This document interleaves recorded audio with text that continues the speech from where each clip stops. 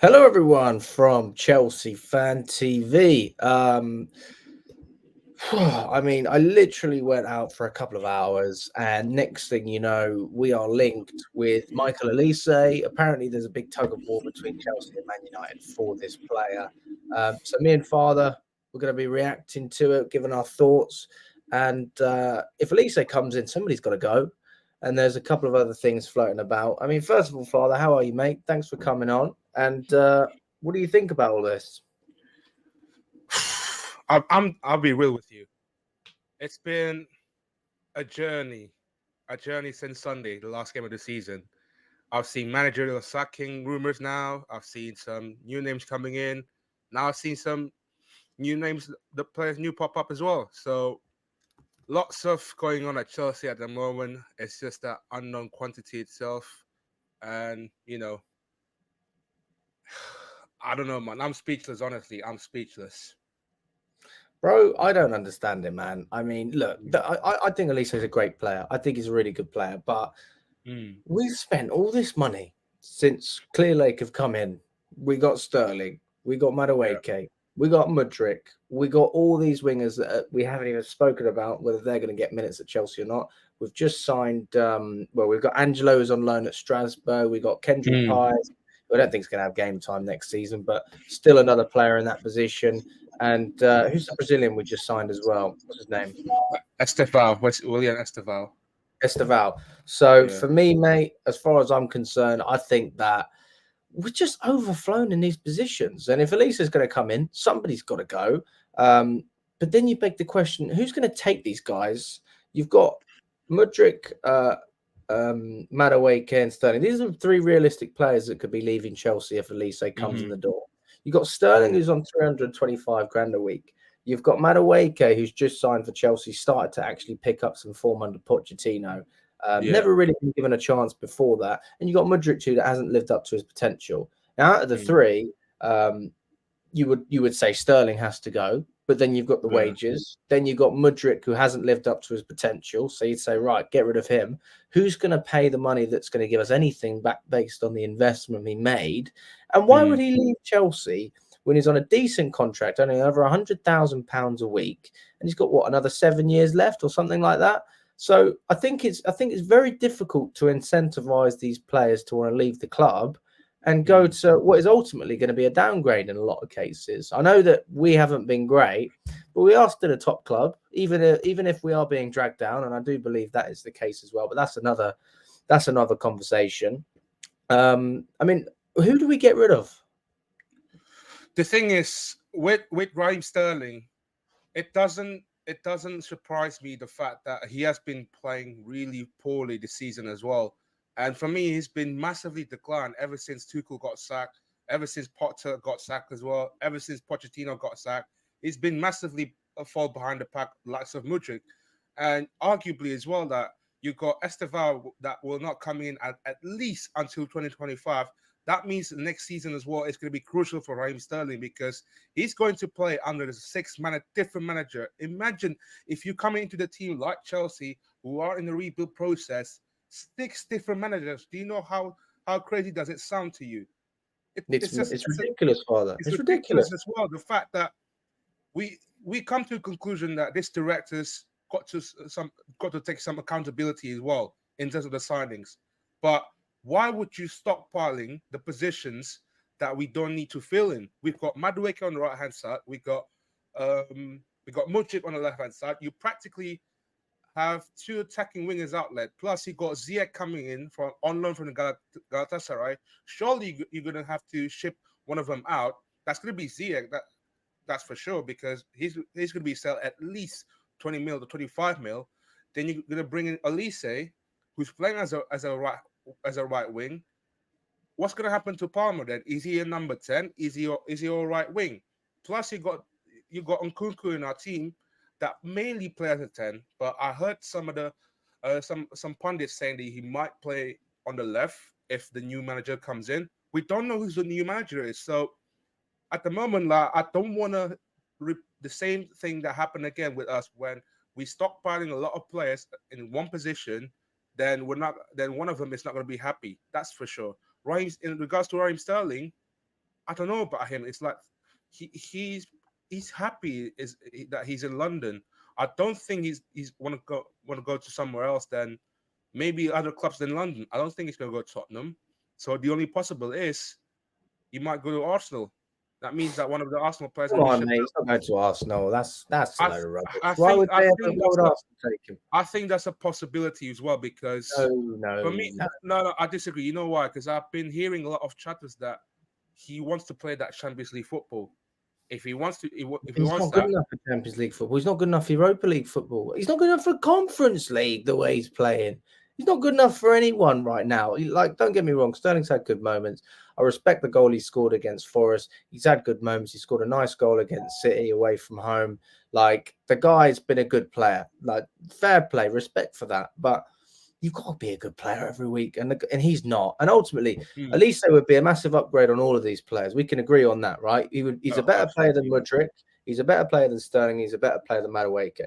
Now, really, if you thin it down, it's between Madueke and Olise because Sterling generally is starting on the left-hand side throughout his career. I know we've had a few games with him on the right, but he has generally started on the left, and it's the same for Mudryk as well. And Olise's best position is on the right-hand side. And he's not going to be the number 10. We've got Cole Palmer there. We've got Chukwuemeka there. We have Gallagher as well, even though Gallagher might be sold. So you're looking at the right-hand side and you're looking for competition there. Madueke is the closest thing to Olise. Olise is definitely an upgrade on Madueke. If that's the case and you say get rid of him, bring in Olise from Palace, you know what? Honestly, I'll be honest with you. I don't think that's a bad decision. I think that's quite a good decision because what you've brought in is Premier League proven experience and quality, mate. You've brought in quality. And I'm not doubting that Madueke has potential. I'm not doubting that he can't be a good player, but he's just not there yet. And Olise is levels ahead of him. And what this team needs right now, they need experience and they need quality. Olise is still a young player, he still fits the profile. Not that I believe that we should be going for all these young players, but he is an upgrade. He's an upgrade. That my only problem for me is that you slowing down Estevar progress regardless. Then you got Kendrick Pius. I don't know what his position is. Is he a right wing? Is he a number 10? Because at the moment you just stockpiling attacker without focusing on other options. And also the fact that we massively needed a new left back as well on our team. Again, you have to prioritize things very carefully because this summer we're going to have a busy window, not only signing Olise, but also focusing on other priority position. Because for me, like I said to you last week, Chalobah's going to be gone. He's going to be at least going to go somewhere else. Left back as well is an uncertain time for Ben Chilwell. If Cucurella gets an offer as well, he might be gone. So arguably, you need practically another left back. You need 2 centre backs. Then I feel like the right hand side of the attacking third, it's just that the last priority that we need. We need to get the right signings this time because we're just signing wonder kids. We don't want to see wonder kids like William. You think that Olise is a wonder kid then? I'm not saying that Olise is a wonder He's kid, proven but though. For me, that kind of goes past wonder kid because he's been doing it for a couple of seasons now. That's proven. I know it's proven, but regardless, he's gonna find the position with Cole Palmer. What's gonna happen to him? Not if Palmer plays in the 10. Let's just presume that we're going to be playing the same system with 4 at the back, the 2 midfielders, number 10, 2 wingers, and a striker. Palmer has that 10 spot for me. If you're going to try and squeeze Chukwuemeka in, potentially you might move Palmer out to the right. But we've got European football, so we can rotate in those positions. We see how versatile Palmer is. I'm not too worried about that. It's the same with Olise. He can play in the 10. He can play on the right. And then I would like to see Jackson on the left with a new striker coming in. We haven't heard too much about a striker, so I'm still waiting for that. In my opinion, this is definitely an upgrade, mate. I mean, 60 million is the number that's going around. I would pay 60 million. I think Olise is worth 60 million. I think it's a good deal for Chelsea. I think it's a good deal for Crystal Palace. I think it's fair on both sides. As far as I'm concerned with Madueke, what did we pay? 30 odd mil for him? 40, roughly 40 mil. 40 mil. I think we'd be very lucky to get our money back. But I'd be willing to take a small loss. If you're selling for 30 million, I think that's still a good investment for another team. I don't know who would be interested in signing Madueke. I know he was at Tottenham before. I can't see him going back there. Maybe it's just another move abroad. He did well in Holland. Maybe he needs another move to progress his career again, because like you said, mate, we have been stockpiling. A lot of players have come in and haven't necessarily had the opportunities. And when the opportunities have been limited, they haven't taken them. And we've only seen this season players starting to grow. But I think that's a load of crap now, because you got rid of Poch. He was the man that was developing these guys. Now he's gone. I think that the whole system goes back to zero. Where you start from goes from zero. Ultimately, the players are more experienced. We can't argue with that. That they are going to have more maturity about them because they've been through a season with Chelsea. But a second season with a coach is always easier than a first season with a coach, as far as I'm concerned. Look at any managerial records. Generally, if you're a decent manager, you improve, the squad improves. So let me ask you this: are you concerned? Yeah. Let's say if we get Olise in, then whether it's Amrin, whether it's the Zerbi, I'm hearing names from Thomas Frank. I'm hearing names from Enzo Maresca. I'm hearing names of Kieran McKenna, who I think arguably he might go to United. So potentially we're left with Amrim and the Zerbi. Potentially that unknown candidate as well. The second unknown candidate for me is that I'm hearing a lot of names that Jose Mourinho might come back. So it's not about Olise. For me, it's all about keeping players happy in our team. If you're gonna have superstars up front, likes of Olise, likes of Kunku, the likes of Jackson to be happy, you got to play them in the right position. I've seen Kunku the last couple of games play as a left wing. Fantastic for me. And the fact that you got Olise coming in, what's gonna happen to Mudryk, because he's on a death row contract as well. So again, you slowly hampering his progress, but don't forget the fact that this summer, I think the recruitment behind the scenes still scouting players abroad. The likes of, if you may not know, Georgi Sudakov from Shakhtar Donetsk, number 10 as an attacking midfielder. He's going to want to play alongside Mudryk just to keep him happy in this team. And you got lots of Girona striker as well. I'm hearing names a lot of Gyökeres, Osimhen, but that Girona striker today, I've seen him to watch a game today against Granada. He's scoring a hat trick. That man is he's a machine. He's a gunman. So again, we're gonna have a busy summer, but again, the underlying problem is just don't make sure you're stockpiling the players, but also hampering their progress. Like I said before, Esteva are gonna come in 2025. You got Kendrick Pye is going to come in 2025. What's going to happen to the guys on loan? Likes of Moreira, likes of Santos. Again, Strukomeka is going to be shipped as well this summer. Well, I do think it comes across greedy if we don't get rid of someone. If we don't get rid of someone and we sign Olise, that's just stupid, as far as I'm concerned. But I think the owners are definitely going to be more concerned about selling players.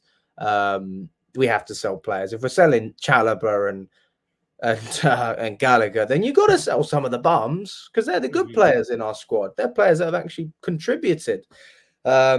But yeah, for me, I mean, listen, we're competing with Man United for Olise's signature. I don't know if we'll beat Man United to this player. I think honestly, mate, I think whichever club he goes to will be a starter. I mean, but then you look at who you're competing with. I think actually you'd have more competition at Chelsea, because, as we said before, you've got Cole Palmer, who sometimes plays on the right. You've got Madueke, who's improving. Who have you got at Man United? You've got Anthony. You've got Garnacho, who plays on the left. I'm trying to think who else plays on the right-hand side. Anthony's the main guy who plays on the right, isn't he? Yeah, Anthony's playing right, and then you've got Rashford as well on the team. Come on, mate. At least they're starting every day of the week. He's starting every day of the week. He actually has less competition at Man United than he has at Chelsea. I mean, Man United are bums. Let's make no mistake about that. They are absolutely dross. But they might have European football that we don't get with Europa League if they beat Man City in the cup final. We'll have to wait and see. Maybe that is one of the factors that's going to affect his decision. Because what's the point of moving to a bigger club and you can't play in Europe? So maybe he's waiting to hear from that. But Honestly, mate, I'd be very happy with the signing of Olise, providing we get rid of some of the dead wood. I don't think it's going to be Mudryk. I just don't see that happening. I don't see how it's financially viable. You've got to get the player to accept as well. I would say the same with Sterling, unless he's keen on a move to Saudi with a big pay rise. Again, I don't see that. So Madueke to me seems like a realistic option. He's a player also. If Olise's coming in, he knows he's not going to get the minutes. So Madueke, I could see him agreeing a deal with Chelsea. I could see clubs being able to agree a fee as well. That seems realistic. So, guys, I mean, if you agree with that, let us know in the comments. Do you think that Olise is a good signing for Chelsea? How much do you think he's worth? Do you agree with me? Is 60 million the number? And if he does come in, who needs to leave? I think it's Madueke. Father, who did you say you think? I think it's Sterling and Madueke will leave the team. You think it's both of them? I think both of them, regardless. Okay, fair enough. Well, listen, I mean, I'd welcome an exit from Sterling, to be honest with you, because look, experience doesn't mean much unless you're producing on the pitch. That's the reason we call for experience, and Sterling doesn't do that for me. So yeah, if we can get I think the old days of Sterling has been long gone now. We have to admit that. And no matter how much you love Sterling, even if he is like 6-time Premier League champion, but this is Chelsea, you know, we should be doing better than what we did last season this time. No, so I agree with that. I think Raheem Sterling and Madueke will get sacrificed. There you go. Well, listen, guys, all the best. If you enjoyed the video, smash the like button, subscribe to the channel if you haven't already. And we look forward to updating you with our reactions to the latest news in the coming days.